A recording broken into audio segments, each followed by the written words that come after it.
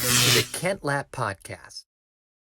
TJ, why don't we jump in with giving people an overview on what you do and kind of how you got here? Yeah, sure. Well, I'm the lead pastor at Emmanuel Nashville, which is still a fairly young church. A lot of times people don't realize that because of Ray Ortland's influence and the name of Emmanuel.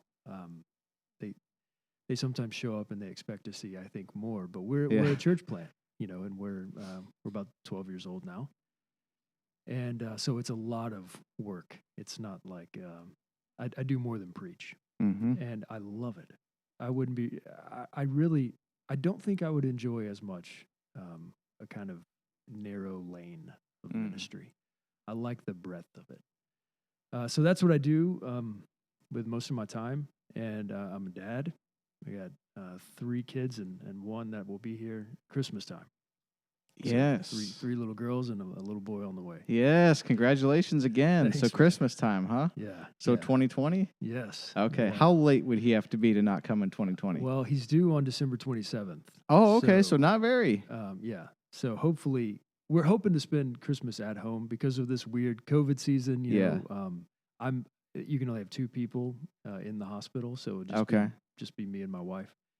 But we're hoping that doesn't land on Christmas. Yeah, because we want to spend Christmas with the girls. Obviously, we have little girls. They're all 3 below the age of 6. So yes, busy Christmas time morning, with the Tim's household. It's fun, man. Christmas is fun. We're having a blast. Do you think that your enjoyment of like the breadth of ministry which you have at Emmanuel is from your kind of your entrepreneurial background?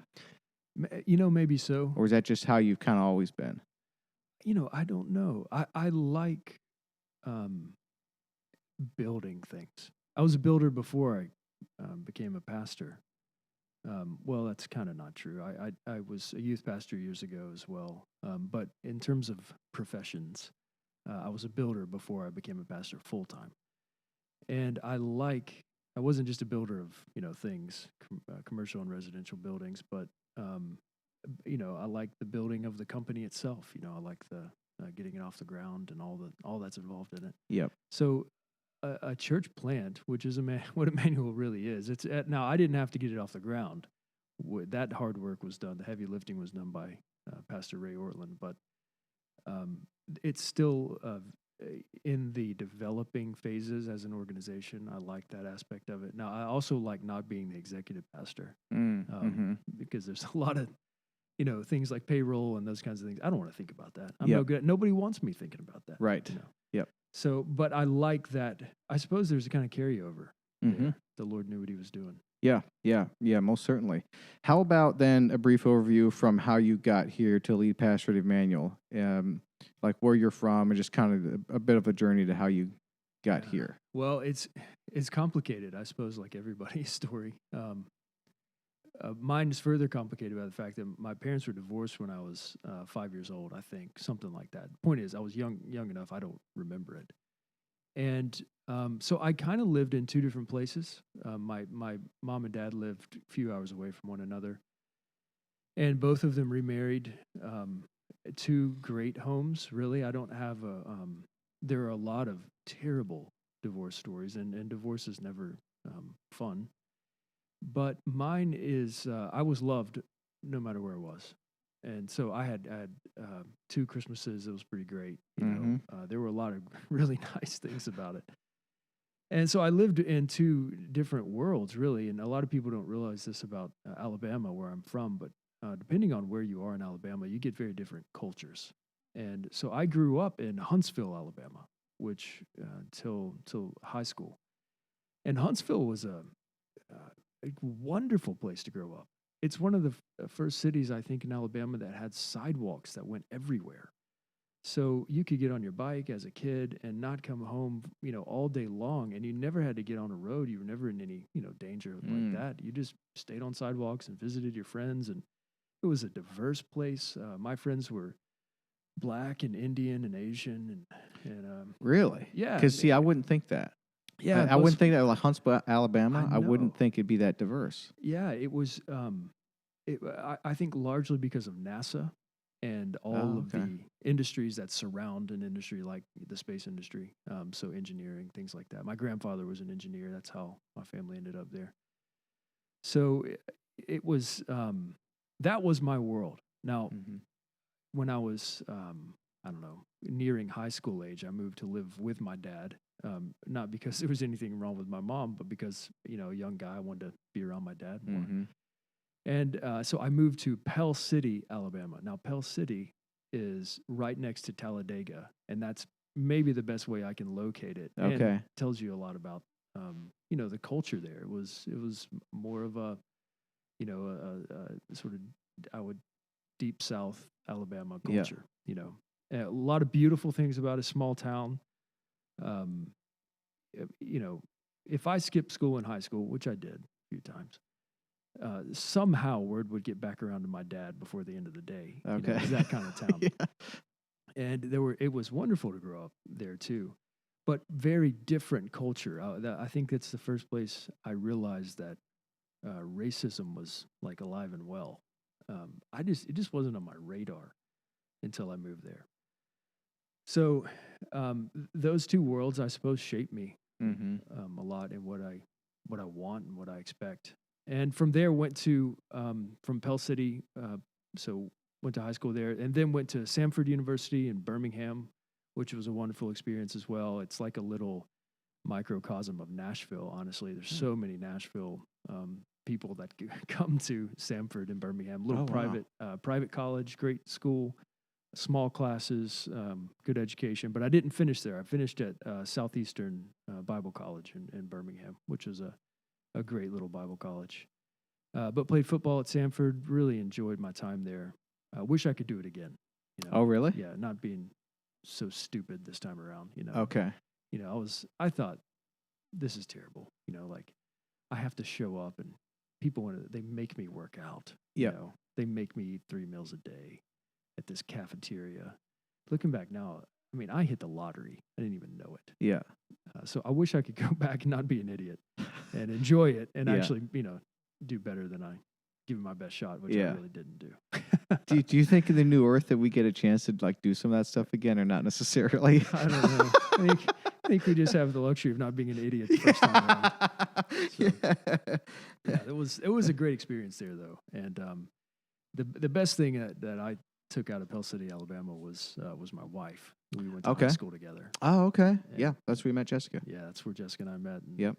her dad was my 9th grade football coach, and Oh, wow, I didn't know so that. I met her as a cheerleader the first time. No way.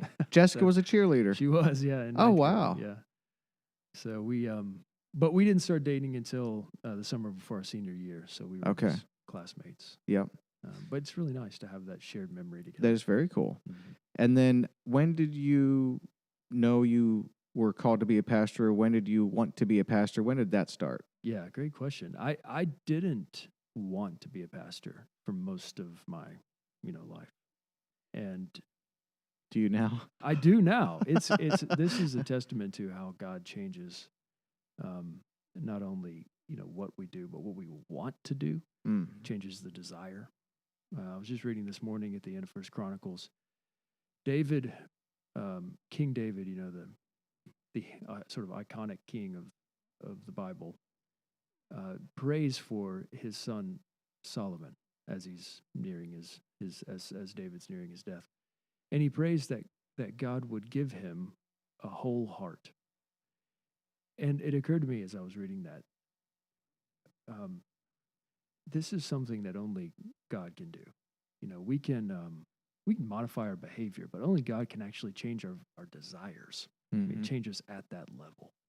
And it's the very thing he's been doing since the beginning. And that's why David prayed for that. So God changed my heart. I wanted to be, I don't know what I wanted to be, maybe a musician or something like that. I've always loved music, played music. And in 2009, I went to a Gospel Coalition conference in just outside of Chicago. And John Piper preached a sermon, I think it was from 1 Timothy, fanning into flame the gift of God. And it was classic John Piper, fanning into flame the white hot gift of God, I think, or the white hot flame or something. It was just so passionate. And as he was preaching, he made me uncomfortable. I just that kind of show of emotion, I suppose. Mm. But as he was preaching, I just felt the Lord was saying to me, "This is why you're on the planet, to actually do what this man is doing, to preach." And something in me changed. I didn't know how to get there.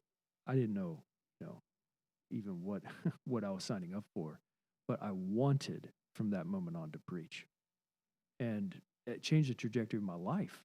You were living in Nashville at the time? Well, Jessica and I were living in Birmingham, I believe. Okay. We were. So this is pre-Emmanuel. Yes, yes. So this was So in 2009, we were newly married and pretty directionless. I was. Jessica had a career. She was a nurse, and she took the wise route through school. It took her like the appropriate amount of time, and she had a job. Yeah. Those kinds of things. Her degree paid for itself. Yeah. I did not, and I was just floundering. And the Lord gave me a desire that changed the direction of my life in that moment. And almost immediately, I went home and said to Jessica, "All right, I got to do this." And I have no idea how to do it, but I knew it meant I need to study more. Actually, during that time, John Piper referenced the importance of being able to read the Greek text of the New Testament. He said something in passing. And so that was sort of, I'm sitting there thinking, I'm not equipped yet. So we decided, all right, we're going to do some kind of a master's program. And Jessica helped me to find my way to King's College in London. And that was her idea. And so that started my pathway toward Emmanuel. Of course, I didn't know that then. Yeah. So let's follow you said Masters, King's College, London.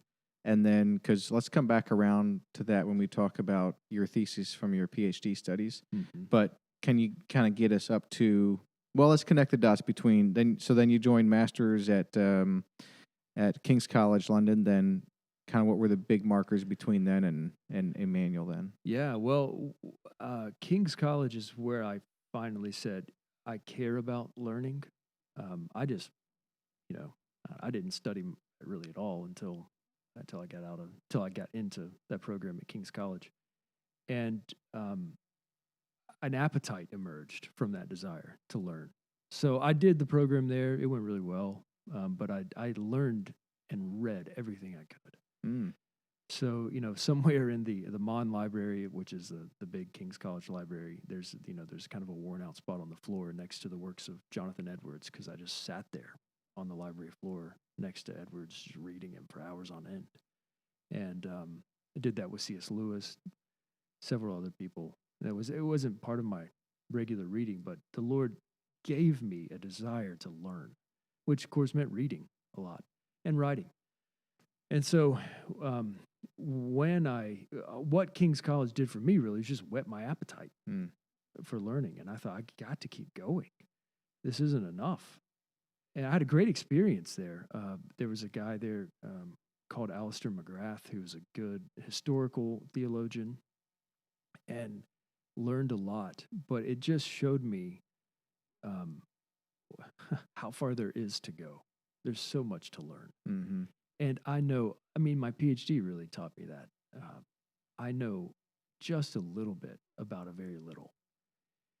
And I suppose that's a trajectory I carry over even to today. I want to be on a growth edge all my days, So leaving there, we decided the Lord was leading me in the direction of some kind of a PhD program. And we thought it was going to be Vanderbilt. So that's one of the reasons we ended up in Nashville. And really? I had family here. Yeah. And so I did, I was applying for a PhD in historical theology. And that process was going well until I got to the interview portion where, they're sort of sizing me up and I'm sizing them up. And it just wasn't going to be a good fit. I could tell from talking to them and seeing myself through their eyes, I'm not really called to historical theology. I'm not called to the university. I'm so glad there are people who are. I kind of wish I was one of them. But it was clearly not going to be, years spent in Latin and, and in the classroom, it was just not going to satisfy me. I see. Yeah. So I pulled the plug on that. And so here we are, we relocated thinking this is in the bag. I had good references, I thought it's in. And so all of a sudden I'm here in Nashville with 2 degrees in theology. And, what do you do with 2 degrees in theology? Yep. Like, where do you work if you're not going to work at a church? And I just didn't feel called to. I had a couple offers on the table, churches to go to, but I just didn't feel my heart was in it. And how do you accept that kind of thing if your heart's not all the way in it? It's not that my heart wasn't given to the Lord, but I just didn't feel like I could jump into these roles I was being offered. So I did the only other thing I know how to do, and that is build stuff. And the only reason I know how to do that's because I did it in the summers, and then after I graduated for a little while with a friend of mine's dad's company. So I started a construction company in Nashville on probably the eve of the biggest construction boom Nashville's ever seen, And Is this 09, 10? yeah, this would have been 2000, probably 2011. Okay. All right. And it just took off. I mean, I never advertised anything, just word of mouth. And I suppose part of me thought, I'm pretty good at this, but I was terrible at it. I was really not good. I apologize right now if anybody's listening that I did a job for. I'm sure the work was great. It was my best. I can say that. I gave it my best shot. But it You're was probably just, the best educated construction business owner in Nashville, I would think. Well, I had a lot of good conversations with homeowners and people. Yeah. That I enjoyed the social aspect of it. Yeah. But I just, it was just like shooting fish in a barrel. And so the Lord blessed it, and it enabled Jessica and I, it bought us time to put down roots and, to figure out what's the way forward. And that's when we started coming to Emmanuel, just as members. And eventually I became an elder, but we were just looking for a church that, I don't know, that where we felt like we could belong. We had visited other churches, and we felt like all the friend groups were kind of formed already. And I sat in a wonderful church for 3 months listening to great preaching, and for 3 months nobody ever spoke to me. So we just walked out after attending 12 times and thought the Lord's just not calling us here. So, and that sort of shaped the way I think about Emmanuel now. Yeah, I was going to say that's insightful. Most certainly. Let's not allow that to happen at our church. Yeah, it's easy. Let's not let someone come in and visit for 3 months and not be talked to. I know. Yeah. It reinforced me the importance of church culture, not just the theology of the church, but what are the expectations that everyone has? What do they think is the point of Sunday morning? That kind of thing. Mm-hmm. I love the way Ray Ortlund Sr. He says, there's two ways to walk into a room. Here I am, and oh, there you are. Yes. And we just always want to stay in that second category. Yeah, that's such a good. Well, that's just such a good saying, mantra, whatever. It's short, it's catchy, it's memorable, it's profound. That had to come from an Ortlund. You know what I mean? Yeah, no kidding. Because Ray mentioned that a few years ago, and it's always stuck. Yeah. I still feel like I'm bad at it, to be honest. Oh, me too. But it's there, and it's well put, and I remember that quite frequently and try to act on it. So it's helpful in that way.